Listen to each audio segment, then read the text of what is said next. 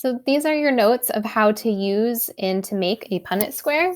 The first step of any Punnett square problem is to determine the genotypes of the parents.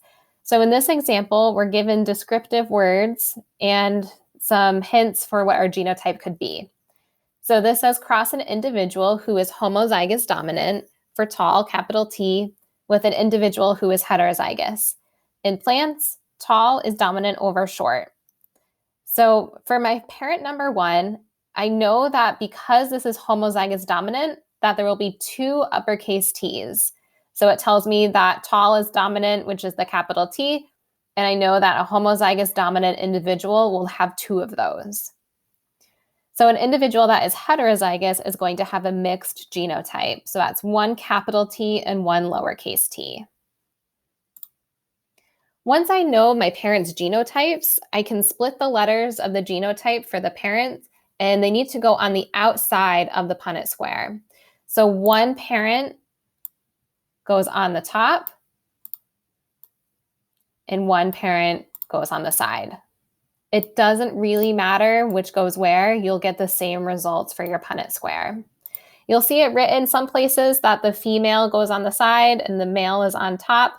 It doesn't really matter. You'll get the same results. Step 3 is then to determine the possible genotypes of the offspring by filling in the Punnett square. So just like we had it on the previous slide, we have 1 parent on the side and 1 on the top. And then if you follow the colors, you'll see the way that it's filled in is that 1 T gets distributed going inside from the side, 1 T drops down. And then the same thing in step 2.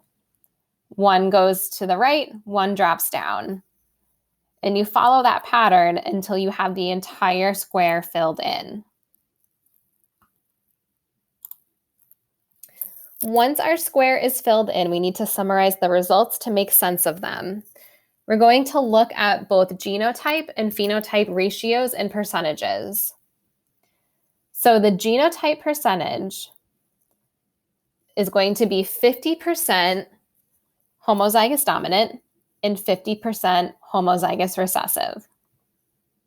So in this example, where our parents were tall, homozygous dominant, and tall, heterozygous, we get 2 out of the 4 that are homozygous dominant. And again, that's our 50%. And then the other 2 out of 4 would have been heterozygous. You'll notice that there are no boxes that are homozygous recessive for the short trait. So because of that, our genotype ratio will look like this. So it reduces to 1, 1, 0. Another way we can look at our genotype ratio is by counting the boxes. So before it is reduced, if I count my boxes, I have 2 boxes that have uppercase T's or homozygous dominant, and I have 2 boxes that are heterozygous. 2 to 0 is mathematically the same thing as 1 to 1 to 0. Okay, you don't have to reduce them. I'll leave them reduced in this example, that way you can see. But it's just like reducing a fraction by the lowest common denominator.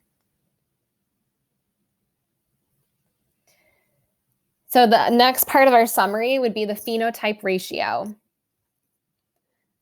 So in this cross, our offspring would be 100% tall and 0% short. So remember, homozygous dominant was tall, and heterozygous was also tall because that's the dominant trait.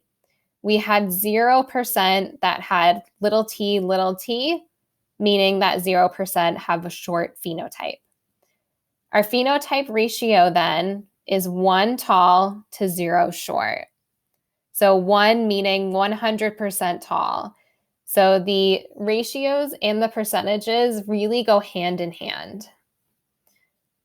Okay, so the next slide is practice. Let your teacher know if you have any questions, and good luck.